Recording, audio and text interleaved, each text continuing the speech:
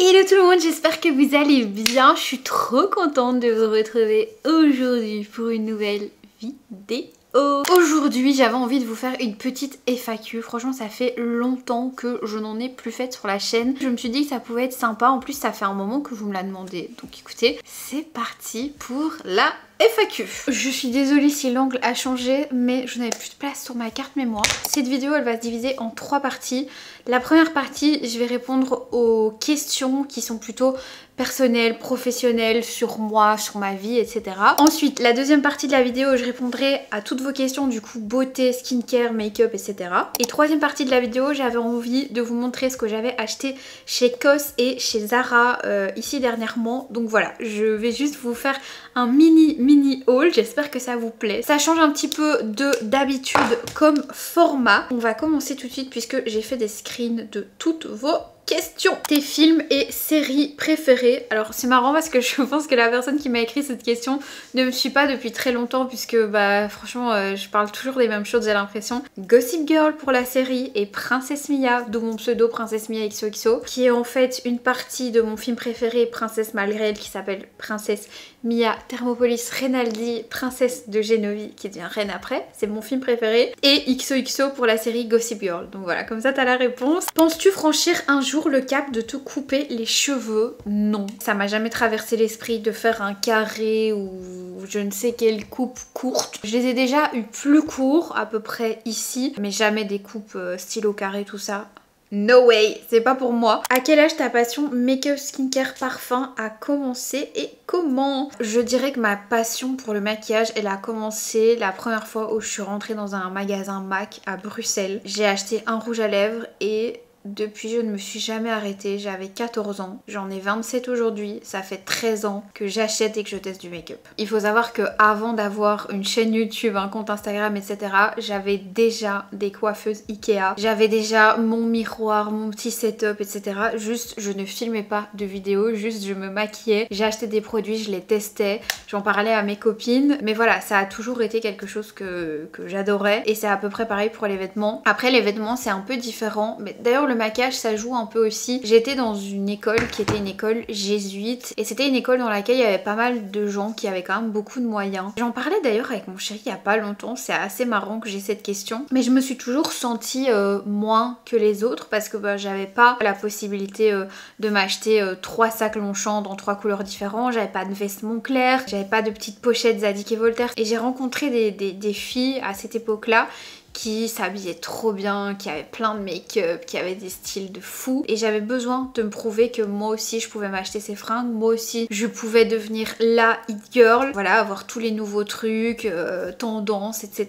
Je me souviens qu'on sortait sur le temps de midi et je me souviens que moi j'avais 50 € d'argent de poche à l'époque sur le mois qui est déjà, je trouve, énorme. Et ces filles-là, tous les midis, elles achetaient une salade à entre 8 et 10 € à l'époque. Et je me souviens que je n'arrivais pas à suivre. Plus les sorties que j'étais obligée, entre guillemets, on n'est jamais obligé de rien, mais vous connaissez quand on est au collège, tout ça. Si je voulais rester copine avec les meufs cool, il fallait que je suive. Et donc j'ai très vite pris un job étudiant. J'ai pris mon premier job étudiant à 15 ans, puisque c'était ce qui était légal. Tout le monde dit 16 ans, mais en Belgique, vous pouvez avoir votre premier job étudiant à 15 ans. Voilà, j'ai commencé à travailler chez McDo, j'ai travaillé dans des restaurants en serveuse, en plongeuse, dans des magasins de fringues, j'ai fait Farm Bio Cap, tous les magasins bio que vous pouvez imaginer. J'étais vendeuse, j'étais caissière en job étudiant, et j'ai jamais arrêté en fait de faire ça. Et c'est comme ça que j'ai pu m'acheter plein de choses, des beaux sacs, des belles vestes. Et un jour, je me suis rendu compte de 2 choses. La première chose, c'est que je me payais mes trucs toute seule, là où mes copines continuaient à se faire payer leurs affaires par leurs parents, même à 18 ans. Et la deuxième chose dont je me suis rendu compte, et ça c'est quand j'ai rencontré mon chéri qui était à la même école que moi, c'est que je valais mieux que ces filles-là et surtout qu'il y avait des gens autour de moi pas loin, que je ne connaissais pas, qui était beaucoup plus sain d'esprit, beaucoup plus gentil, beaucoup plus bienveillant. Et voilà, je me suis vraiment rendu compte que je valais mieux que ça, mais pour autant, j'ai continué à m'acheter des fringues et du make-up à gogo, parce que mine de rien, j'aimais bien ça. Sauf qu'à ce moment-là, quand j'ai réalisé ce que je valais, en fait, je le faisais pour moi. J'achetais ce que j'aimais moi, j'achetais pas ce que tout le monde achetait à l'école. J'ai acquis la valeur de l'argent aussi, parce que je me rendais compte que bah, un sac, c'était autant d'heures de plonge au restaurant. Donc voilà, c'était une très longue réponse, mais voilà, ma passion elle a vraiment commencé comme ça et ça s'est jamais arrêté. Juste ce qui a changé, c'est l'environnement et les gens que je fréquente. Quels sont les différents types de rémunération, quelles conditions, YouTube, etc. Alors, c'est le genre de question qui revient tout le temps. Au niveau des rémunérations, c'est assez facile. Moi, j'ai essentiellement 4 sources de rémunération. À savoir que je suis en société et je suis 100% indépendante. J'ai pas de job à côté de ce que je fais. Ce qui me rémunère le plus, c'est les clients que j'ai en montage vidéo. Donc, je suis monteuse vidéo, c'est ce que je fais depuis 6 ans maintenant. J'ai commencé pendant que j'étais à l'université et j'ai jamais arrêté. Donc ça c'est vraiment ma plus grosse source de revenus. Ensuite on a YouTube qui me rémunère de plus en plus maintenant puisque le nombre de vues, le nombre d'abonnés etc. augmente en fonction que je poste des vidéos. Plus je vais poster de vidéos, plus je vais être rémunérée parce qu'en fait je suis rémunérée en fonction du nombre d'heures de visionnage. Ça n'a vraiment rien à voir avec le nombre d'abonnés, c'est vraiment en fonction du nombre d'heures de visionnage et en fonction de ce qui s'appelle le coût par mille. Sur YouTube, plus vous allez avoir un secteur qui est niche, donc moi par exemple la beauté, plus les annonceurs, donc les marques qui vont payer pour mettre de la publicité sur vos vidéos, vont être intéressés par votre contenu. Parce qu'en fait c'est plus facile pour un annonceur de mettre de l'argent et d'investir dans une chaîne qui va faire à 100% de la beauté que par exemple une chaîne lifestyle qui va parler je sais pas, une fois d'un aspirateur, une fois de vêtements, une fois de piano, une fois de voiture. Plus vous allez être niché et plus la marque va être sûre que sa publicité va être mise devant le bon public, vous voyez. Genre moi par exemple, si Sephora décide de mettre une publicité, alors je sais pas du tout qui met des publicités sur mes vidéos, hein. Ça c'est pas moi qui choisis, mais si par exemple la société Sephora décide de mettre une publicité dans mon haul Sephora, elle sait exactement qui va être l'audience qui va regarder la vidéo. La troisième source de rémunération, c'est les collaborations avec les marques que je fais en général sur YouTube ou sur Instagram. Je dirais que j'accepte peut-être 20% à peu près de ce qui m'est proposé parce que c'est important pour moi, vous le savez, voilà, de vous parler de marques que j'aime bien, de marques qui au moins me disent quelque chose, voilà, des marques dont je ne connais pas l'existence, dont j'ai jamais entendu parler. Je préfère pas, voilà, je préfère pas. J'ai pas d'agence qui me gère, je peux pas demander conseil à quelqu'un si jamais j'ai un doute ou quoi que ce soit, donc vraiment je n'accepte que ce dont je suis sûre. Collaboration avec Estée Lauder Group, L'Oréal Group. Ici par exemple j'ai de nouveau une collab avec Cure Body, vous savez, les masques LED que j'adore, et c'est une part de mes revenus qui augmente petit à petit d'année en année de plus en plus, donc ça c'est vraiment cool. Et en plus comme je travaille souvent avec des grosses marques, ce qui est chouette c'est que les budgets sont assez élevés et du coup je peux me permettre de faire moins de collaborations puisque celles que j'arrive à avoir sont assez avantageuses, assez prestigieuses. La dernière source de rémunération c'est l'affiliation. L'affiliation c'est les liens que vous avez dans la barre d'infos. Quand je fais des hauls Sephora, je vous dis souvent n'hésitez pas à passer par mes liens parce que je touche une petite commission. L'affiliation c'est ma source de revenus qui est la plus basse. Il y a des vidéos comme celle-ci par exemple où je vais peut-être vous présenter 2-3 vêtements et ça s'arrête là, et donc du coup sur 3 liens il y a peut-être personne à qui ça va plaire, personne qui va cliquer dessus et donc personne qui va acheter. Et puis il y a des vidéos par exemple comme les hauls Sephora où évidemment je vous parle de plein de produits et donc ça arrive qu'il y ait quelques personnes qui passent commande par ces liens là. Et d'ailleurs je vous en remercie parce que cet argent là et l'argent de mes collaborations aussi d'ailleurs, je le réinvestis à 100% dans mon contenu. Je tourne aux alentours des 200 € par mois pour l'affiliation, donc voilà, c'est un chouette complément de revenus, mais c'est pas ma source de revenus principale quoi. Quelle est la somme que tu as le plus dépensée quand tu es passée chez Sephora? La somme la plus ouf que j'ai dépensée chez Sephora c'était 1500 € pendant les journées gold. Attention, j'avais aussi pris du make-up pour ma maman et ma soeur, make-up, skincare, etc. Ma maman avait d'ailleurs pris des produits Dior skincare, donc ça avait quand même fait augmenter vachement la somme, mais je pense que c'était ça l'année dernière, 1500 €. C'est pas mal. J'ai fait une commande et je suis restée gold pour tout le reste de l'année. Est-ce que tu as un mec et si oui, qui? Oui, j'ai un chéri depuis 9 ans, ça va faire 9 ans au mois de mars qu'on est ensemble, qui, même si je vous le disais, je pense que ça vous avancera à rien parce que il n'est pas du tout connu, pas sur les réseaux, il a pas de réseaux sociaux, rien du tout. C'est pas quelqu'un qui aime se montrer, il est assez discret. Parfois je mets quelques petites photos où on le voit vite fait, mais voilà, je l'affiche pas sur mes réseaux sociaux et c'est pas quelque chose que j'ai envie. Que fais-tu de tous tes produits? Ça c'est aussi une question que j'ai hyper souvent et en vrai je peux la comprendre. Je je fais du tri et je donne aux personnes qui sont dans le besoin ou aux personnes simplement qui aiment le make-up, qui ont envie. Je croise pas mal d'abonnés dans le tram, dans la rue, ici à Bruxelles. Et ça m'arrive de temps en temps de vous dire bah écoute, donne-moi ton adresse si t'habites pas loin, je vais te déposer un petit colis ou quoi. Et franchement ça leur fait toujours plaisir. J'ai déjà fait ça 2-3 fois. J'ai une sœur, 2 petites cousines, mes tantines, j'ai ma maman qui adore le make-up, ma grand-mère qui adore le make-up, mes copines, les copines de ma sœur. Je peux vous assurer que ça n'a pas le temps de passer dans mes armoires et de périmer, vraiment pas. Et je rappelle quand même que ça reste mon job, hein, c'est mon métier, c'est quelque chose qui est déclaré, ce que je fais. Je gagne de l'argent de ça, je suis aussi imposée sur mes revenus YouTube, donc voilà, je veux dire, je considère vraiment mon activité de créatrice de contenu comme un métier, et donc c'est mes outils de travail en fait, le make-up, la skincare, les produits pour les cheveux, etc. parce que bah, ça me permet de vous parler de plein de choses. Et c'est la raison aussi pour laquelle j'ai beaucoup de produits. Quel est ton magasin préféré? En alimentaire, il y a un magasin ici à Bruxelles qui s'appelle Rob Market. Voilà, si vous êtes bruxelloise, allez faire un tour, ça se situe, je sais plus, Woluwe, je crois que c'est Woluwe Saint-Pierre il me semble. C'est un magasin qui ressemble au Erewhon à Los Angeles. J'adore, vraiment tout coûte super cher mais vous avez plein de trucs, des sirops pour les cafés, des petits légumes triés par couleur et tout, vraiment trop bien. Des pâtes aussi, il y a plein de types de pâtes, une poissonnerie, une boulangerie, une boucherie, enfin vraiment c'est génial. Si on parle de magasin alimentaire, c'est Rob Market ici à Bruxelles.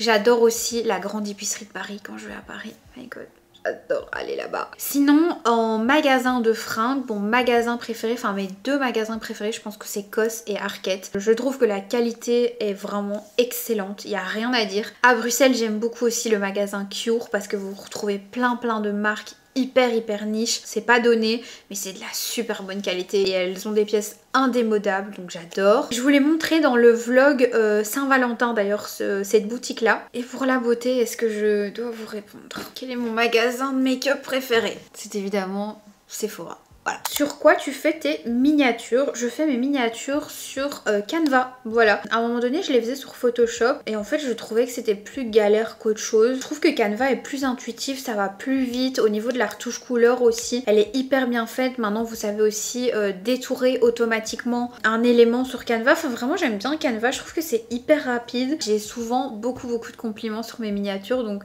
déjà merci. J'en fais quand même pas mal pour des youtubeurs ou des youtubeuses, voilà, quand j'ai des demandes. On va maintenant passer aux questions un petit peu plus beauté, parfum, haircare, skincare. Tes envies, nouveaux achats, wishlist, toutes catégories confondues. Alors, toutes catégories confondues, ça risque d'être compliqué, mais je dirais que là, je vais mettre le focus sur l'achat d'une nouvelle caméra et d'un micro pour vous faire les TikTok, parce que justement je l'ai sous la main. J'avais acheté ce micro sur Amazon, c'est le Boya, c'est un micro qui est assez connu et dont j'avais beaucoup entendu parler sur TikTok, mais en fait je l'ai pas du tout aimé, je le trouve super nul. On peut pas faire des miracles avec des micros à 40 €, mais voilà, je pense que je vais repasser chez Rode avec les micro cravates sans fil qui sont quand même un peu plus gros puisque c'est quand même un carré comme ça, mais qui ont un son 1000 fois meilleur que cette marque. Ça c'est vraiment un achat que j'aimerais bien faire, les micros Rode, et une caméra, enfin 2 caméras idéalement. J'aimerais bien une caméra pour le vlog, la DJI Osmo Pocket 3, tout le monde en parle, elle est en rupture de stock partout. Maintenant je vous en parle parce que je me dis que ce serait bien que vous me donniez vos retours si vous l'avez testé, parce qu'en fait les retours des gens sont quand même un peu mitigés. Je sais pas, moi j'ai vu Sananas filmer ses vlogs avec et j'ai bien aimé. J'ai vu Maille Adorable aussi filmer ses vlogs avec, j'ai adoré. Et en plus dans celle-là vous pouvez avoir le kit avec le micro intégré, ce qui serait vraiment pas mal. Donc ça c'est vraiment mes 2 plus gros achats, mais je vais dire que c'est plus des achats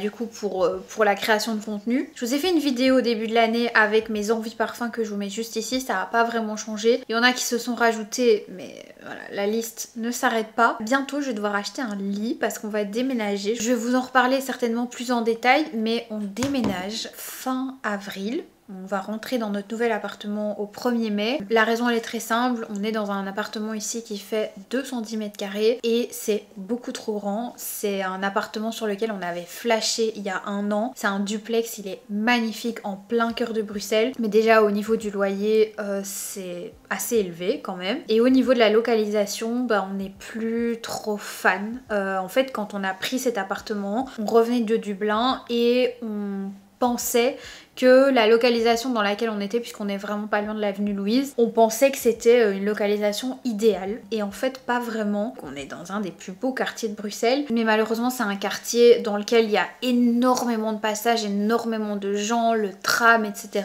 Et c'est pas tranquille, c'est pas très bien fréquenté, c'est pas propre. C'est normalement un quartier qui est censé être bien entretenu quand même. Je veux dire, si c'est pas bien entretenu ici, je sais pas où c'est bien entretenu. Et donc on va partir un petit peu plus dans le sud de Bruxelles. Je pense qu'on sera beaucoup mieux dans un appart un petit peu plus cosy parce que au final on s'est rendu compte que ici, même si c'était super beau, qu'on a plein de place et qu'on adore les apparts où on se marche pas dessus, c'était quand même très grand. Donc voilà, on change d'appartement, on déménage fin mars. Ensuite on va rester un mois chez Bonma et Nono puisque vous le savez, il y a un appartement à l'étage chez eux, le temps que notre nouvel appartement soit prêt, puisqu'en fait c'est un appartement dans un bâtiment tout neuf, on va être les premiers, c'est trop bien. Et d'ailleurs j'anticipe, c'est pas du tout un achat, c'est de nouveau une location parce que on n'a pas spécialement envie d'être propriétaire à Bruxelles pour le moment. Encore là, on revient de Milan et je peux vous dire que quand on revient de ville aussi jolie, une ville dans laquelle on a tellement bien mangé, eh bien on se pose beaucoup de questions et on n'est pas sûr que ce serait une bonne idée d'acheter quelque chose ici, ou alors si ce qu'on a pour projet c'est d'acheter genre un studio pour le mettre en location ou des appartements, oui, à mettre en location, mais ça c'est autre chose. Acheter pour vivre dedans, non. On travaille en grande partie à la maison, on a besoin de se sentir bien et moi à terme, mon rêve vraiment c'est de pouvoir trouver un appartement à Paris. En plus je trouve que les loyers ici à Bruxelles sont encore, entre gros guillemets, mais raisonnable quand on est en couple, qu'on peut s'aider mutuellement, et avec des métiers comme les nôtres où typiquement mon chéri a déjà déménagé à Dublin pendant 2 ans, on pourrait potentiellement avoir besoin de déménager à un moment donné même dans un autre pays. Je trouve que c'est un peu dangereux en tout cas d'investir dans quelque chose qui va coûter beaucoup d'argent et qui serait notre résidence principale en Belgique. Donc voilà, pour le moment non, on est encore jeune, moi j'ai 27 ans, mon chéri a 25 ans, enfin vraiment relax. À quelle fréquence tu te laves les cheveux? À peu près 2 fois par semaine. Ouais, je dirais 2 à 3 fois par semaine, mais c'est souvent 2 fois. Coucou Maxime, tu parles souvent des parfums de niche, mais est-ce que tu as des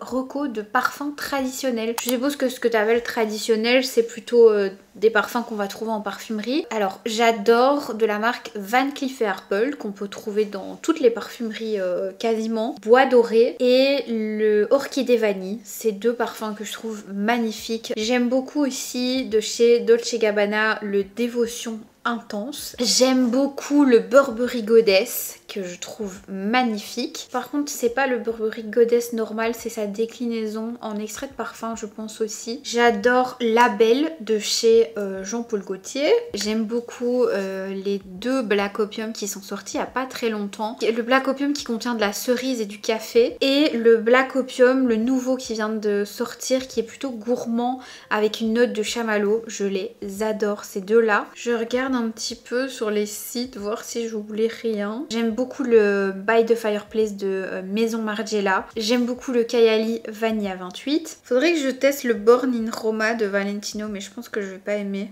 J'ai failli en oublier un, mais ça c'est un parfum un peu spécial que je ne me verrai pas porter mais que j'adore sur ma maman. C'est le Light Blue de chez Dolce & Gabbana. C'est le parfum qui me rappelle mon enfance. Je me souviens que je prenais l'écharpe de ma maman, je la sentais comme ça fort, ça sentait ma maman. Enfin, j'adore ce parfum, le Light Blue Dolce & Gabbana. Pour les beaux jours, si vous avez envie d'un parfum frais, clean girl, allez le sentir et dites-moi ce que vous en pensez parce qu'il est incroyable, mais je ne pourrais pas le porter parce que pour moi c'est vraiment le parfum de ma maman. La meilleure routine capillaire quand on veut commencer à utiliser de bons produits. Je te conseille d'aller voir ma vidéo que je te mets juste ici qui s'appelle les produits qui ont changé mes cheveux. Mais honnêtement, si j'ai 2-3 marques à te recommander, Kérastase, si tu veux vraiment voir un avant-après sur tes cheveux et que tu as certaines problématiques, vraiment tu vas d'office trouver une gamme qui te correspond parce que ils ont des gammes pour chaque problème. Color Wow, vraiment c'est ma découverte de l'année. J'adore cette marque, je la trouve excellente. Si t'as les cheveux très abîmés, Olaplex. Je sais qu'il y a aussi K18 mais j'ai jamais testé. Moi Olaplex en tout cas j'adore. Par contre Olaplex, le mieux c'est de prendre un produit ou 2 maximum. Par exemple, pas de faire le shampoing et l'après-shampoing en même temps parce que je trouve que c'est trop riche. Mais c'est une super marque si tu veux réparer tes cheveux. J'aime beaucoup aussi la marque Ouai. J'aime beaucoup L'Oréal Professionnel aussi. J'en ai peut-être oublié, mais en tout cas c'est ce qui me vient et c'est ce que j'utilise le plus au quotidien, je vais dire. Quelle est ta crème visage préférée, hydratante ou non? La question. Je pense que ce sera mieux de vous donner des marques plutôt que de vous donner une crème parce que ça dépend vraiment des besoins que vous avez, mais je dirais que dans mes marques préférées, on a Drunk Elephant, Glory Saipi, Biotherm, Dr. Jar et dernièrement en petit prix la marque coréenne Round Lab que je trouve excellente. J'aime beaucoup aussi la marque Paula's Choice. Aimerais-tu un jour lancer ta marque de make-up ou de skincare? Alors, j'aimerais lancer une marque et j'ai une idée bien précise de ce que j'aimerais lancer. Mais j'en dis pas plus. Que penses-tu des produits skincare Aromazone? Bah écoutez, justement, je viens de recevoir un colis avec des produits Aromazone. Donc je vous dirai ce que j'en pense. J'ai reçu le sérum pour les cils. Dites-moi si vous avez déjà testé. L'huile pour le visage et un contour pour les yeux avec de la caféine dedans et du niacinamide je pense. Astuce pour garder un maquillage frais pendant 8 heures par exemple au travail. Honnêtement pour moi il n'y a pas de secret.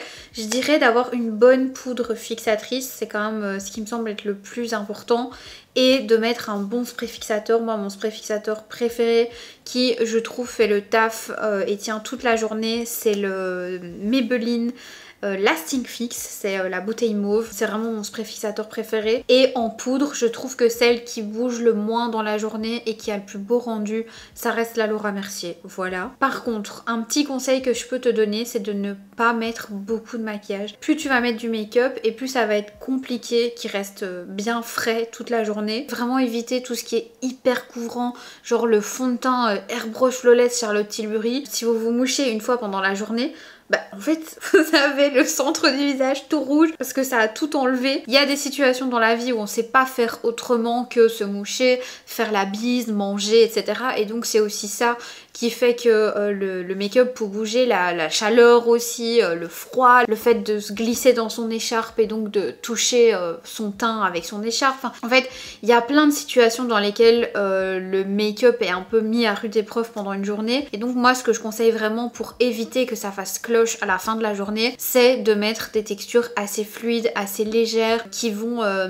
vraiment épouser, qui vont vraiment juste venir sublimer ton visage, être vraiment fluide sur la peau. Et tu verras qu'à la fin de la journée, ce sera quand même plus harmonieux en tout cas. Le parfum de niche que tu recommanderais pour un premier achat novice à sentir et acheter? Franchement, ça c'est hyper compliqué pour moi à te répondre parce que ça dépend ce que tu aimes. Il y a tellement de variétés de parfums différentes que je pourrais vraiment pas te répondre. Ça dépend si tu aimes les floraux, les boisés, les ambrés, les gourmands, les sucrés, les fruités. Enfin voilà, ça dépend de plein de choses. Maintenant, une marque que je trouve vraiment cool et pas trop chère pour débuter dans la parfumerie de niche, c'est la marque Essential Parfum. J'ai justement la bougie juste devant moi. C'est une marque qui est assez abordable pour de la niche et celui-ci, my god, je l'ai en parfum. C'est la bougie Bois Impérial, je vous en ai déjà parlé. Il existe aussi l'extrait de parfum maintenant mais qui est du coup un petit peu plus cher. Mais celui-ci, le parfum Bois Impérial, qui est le même parfum du coup que la bougie, je vous le recommande à 100%, ça sent vraiment super bon. Si vous aimez les boisés, c'est un vrai premier parfum de niche sur lequel vous pouvez vous lancer. Sinon ce qui plaît beaucoup, c'est tout ce qui est musqué, Elaka, Musque K. Voilà, ça je le répète et re-répète et re-répète. Muskoka de chez LAK, je pense que ça doit plaire à 99,9% des femmes. Tout le monde se retourne dans la rue quand vous le portez, tout le monde vous court après pour vous demander ce que c'est. C'est vraiment un parfum magique. On va finir cette vidéo avec un petit haul puisque je pense que j'ai que 2 pièces à vous montrer. 3 pièces à vous montrer. La première, c'est celle-ci. C'est un petit top rose que j'ai trouvé chez Subdued. Vous l'avez déjà vu dans une de mes précédentes vidéos face cam. Et en fait, je voulais vous le montrer parce que je le trouvais vraiment bien coupé pour une fois. Je ne trouve jamais rien dans ce magasin. Vous voyez, c'est ce magasin-là, Subdued. C'est vraiment un magasin qui taille très petit, donc j'ai vraiment du mal à trouver des vêtements là-bas. J'ai eu une bonne surprise, ce qui ne m'était pratiquement jamais arrivé dans cette boutique là. Moi j'achète souvent là-bas, c'est les pulls où il est noté des villes des États-Unis et tout ça, j'aime beaucoup. Mais c'est vrai que ce genre de pièces c'est un petit peu plus compliqué pour moi de rentrer dedans en général. Il est super extensible, donc je pense que c'est un peu ça qui me sauve. Vous portez ça avec les épaules dénudées et je voulais vous le montrer parce qu'en fait il existe dans plusieurs couleurs, notamment un espèce de bleu bébé, un blanc, je pense qu'il y a gris aussi, et je pense que je vais peut-être me le reprendre en plusieurs couleurs parce que je le trouve vraiment super chou. La deuxième pièce, c'est ce blazer que j'ai pris en taille XL de chez Zara. Regardez, maintenant ils mettent des étiquettes un petit peu comme si c'était des vestes de grands créateurs. C'est un blazer marron, voilà, dans une matière que je trouve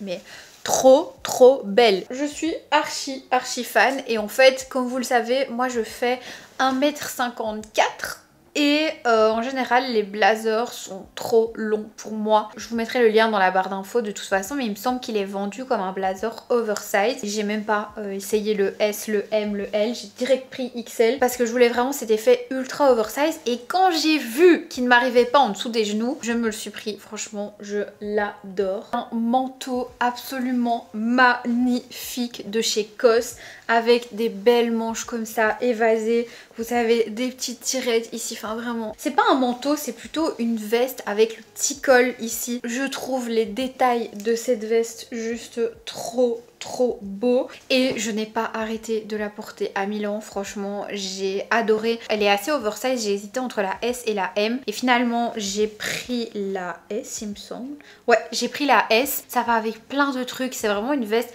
mi-saison, c'est la veste mi-saison parfaite. Et voilà, j'avais vraiment envie de vous la montrer parce que je pense que je vais la mettre très souvent. Voilà, c'est déjà tout. J'avais pas grand chose à vous montrer, mais je me suis dit que c'était quand même cool de vous faire un petit haul à la fin de cette vidéo et de vous montrer les 3 pièces qui ont rejoint ma garde-robe et de vous montrer les 3 pièces qui ont rejoint ma garde-robe. Vous le savez, je n'achète pas souvent des vêtements, j'aime mieux investir dans des vêtements de meilleure qualité quitte à en acheter moins, ce qui est pas toujours facile pour les petites photos, les petits looks etc que je fais parfois sur Insta, parce qu'en fait quand on commence à s'habiller avec des marques un petit peu plus premium, je trouve qu'on a tendance à plus réfléchir à ce qu'on va acheter et surtout à acheter beaucoup plus de basiques, et donc moi je suis très souvent habillée en basique, ce genre de truc.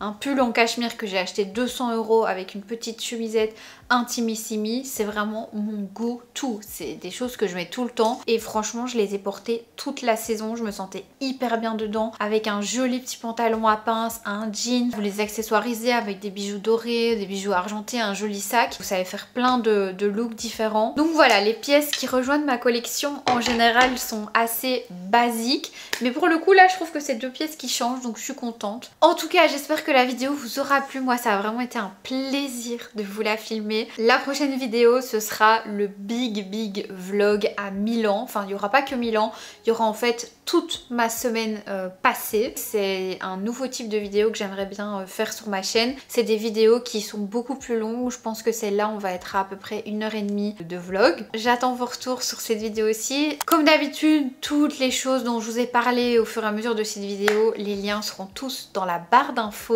Et puis voilà, je vous fais des très gros bisous. Et je vous dis à très bientôt pour une prochaine vidéo. Ciao!